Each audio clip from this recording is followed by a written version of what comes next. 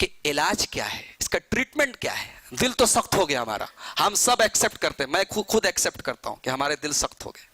سخت ہوئے کہ نہیں ہوئے؟ ہوئے نا. آیتیں پڑھی جا رہی ممبر پر، آیتیں پڑھی جا رہی دروس میں، حدیثیں پڑھی جا رہی دروس میں، ہمارے دلوں پر ویسا اثر نہیں ہو رہا ہے جیسا ہونا چاہیے. اس کا مطلب کہ دل سخت ہو گئے. قرآن ہم پڑھ رہے ہیں، ہمارے دلوں کی دنیا میں تبدیلی نہیں آ رہی، اس کا مطلب کہ دل سخت ہو گئے. اب علاج کیا ہے؟ پہلا علاج جو سب سے امپورٹنٹ ہے،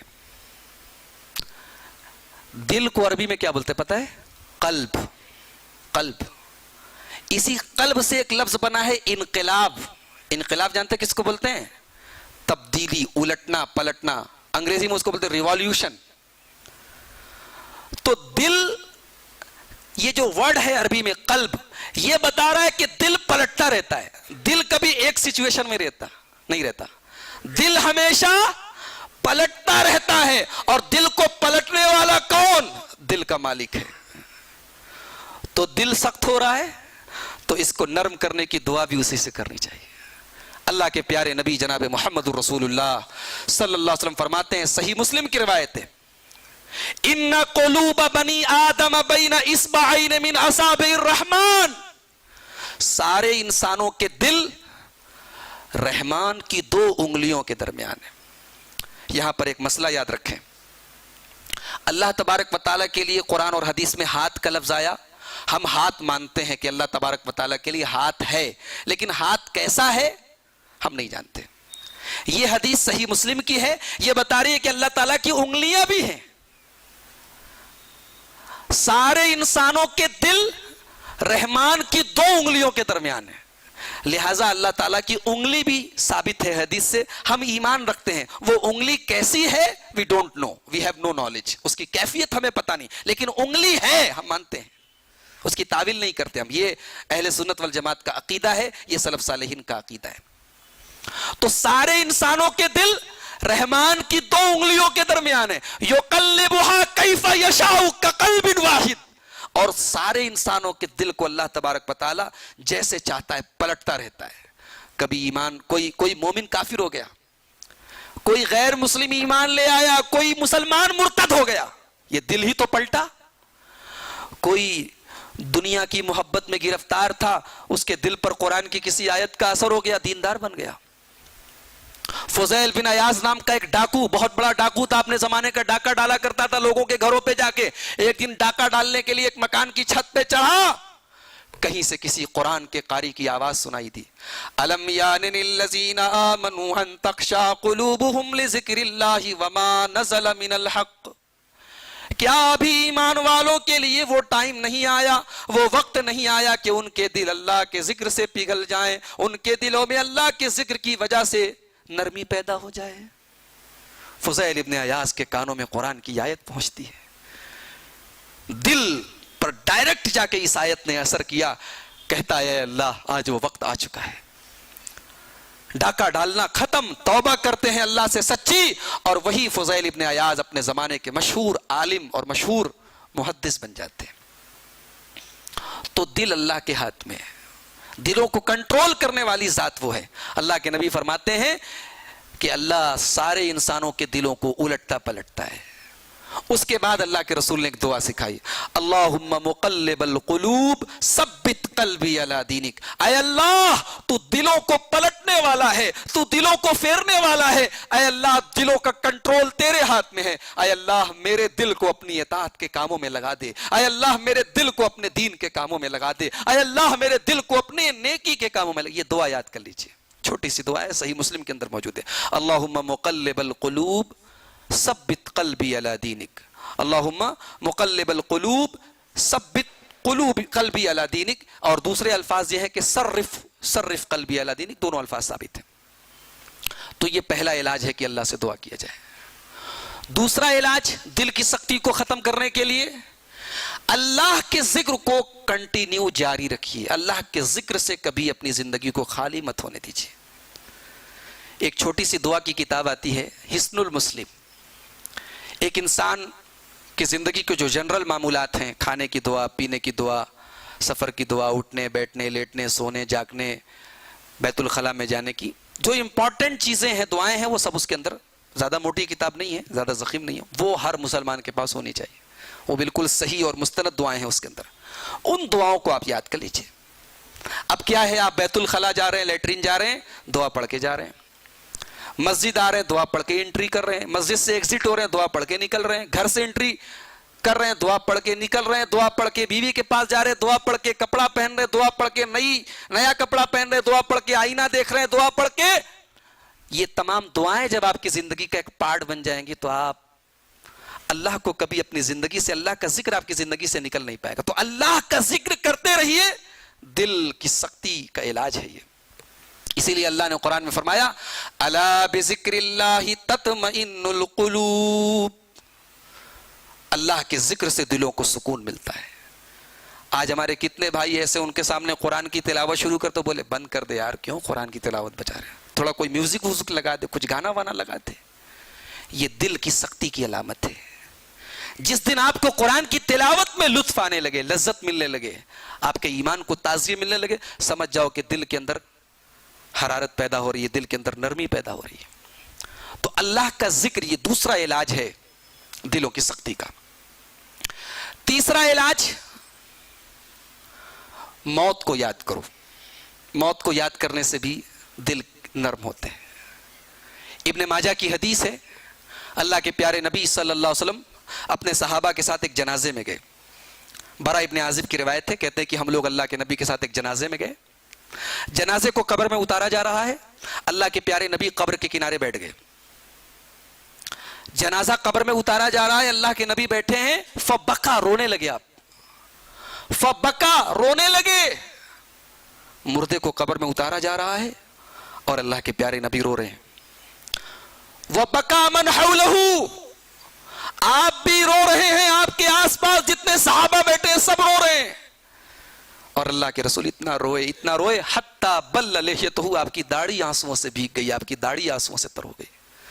اس کے بعد آپ نے اپنے صحابہ سے فرمایا یا اخوانی لمثل ھذا فاعدوا، میرے بھائیوں، اللہ کے رسول اپنے صحابہ کو کبھی کبھی بھائیوں بھی کہا کرتے تھے، فرمایا اے میرے بھائیوں لمثل ھذا فاعدوا، یہاں کی تیاری کرو، اس دن کی تیاری کرو، یہ دن تم سب کو دیکھنا ہے، اس قبر میں سب کو آنا ہے، کروڑوں کا مالک، اربوں کا مالک، اس کو بھی 2 گز زمین میں ہی دفن ہونا ہے، یہاں آنا ہے، اس کو یاد کرو۔ تو موت یہ دل کو نرم بناتی ہے۔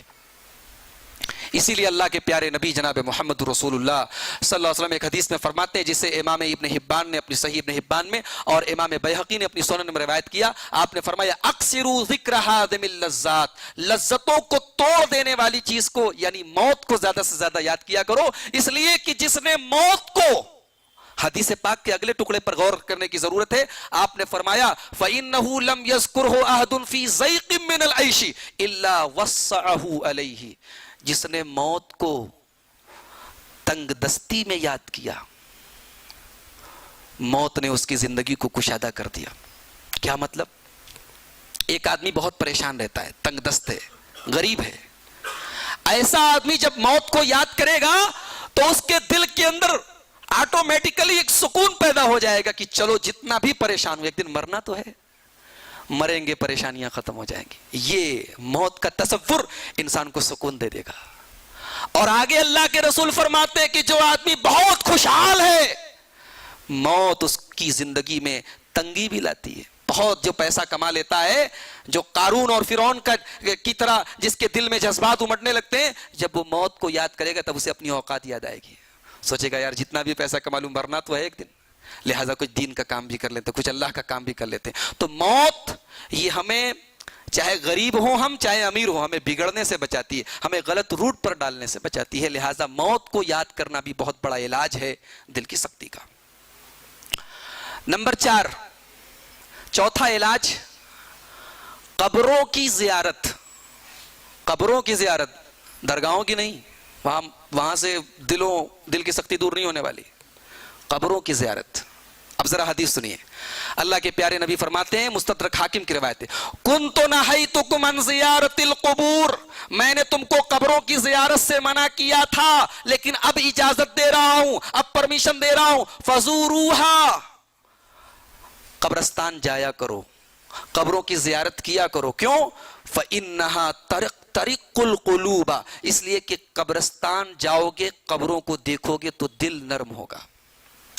جب قبر دیکھو گے تو دل نرم ہوگا کہ یہی گھر ہے میرا، یہی آنا ہے. گھوم پھر کے، عیش کر کے، موج کر کے، مستی کر کے آنا یہی ہے. فَإِنَّهَا تَرِقُّ الْقَلْبَ، قبرستان جاؤ گے، قبر کو دیکھو گے تو دل میں نرمی پیدا ہوگی. وَتُدْمِعُ الْعَيْنِ، اور آنکھوں سے آنسو آئیں گے. وَتُذَكِّرُ الْآخِرَةَ، اور آخرت کی یاد آئے گی. لہٰذا قبرستان گاہے بگاہے چلے جایا کریں آپ. یہ مسئلہ بھی اکثر لوگ پوچھتے ہیں کہ کیا قبرستان جانے کا کوئی ٹائم فکس ہے؟ کوئی ٹائم فکس نہیں، کبھی بھی جا سکتے ہیں. اور قبرستان جانے، بہت سارے لوگ یہ سمجھتے ہیں کہ ہمارے ابا کا انتقال ہو گیا، اب ابا کے لیے دعائے مغفرت کرنے کے لیے قبرستان جانا ضروری. ایسا نہیں ہے.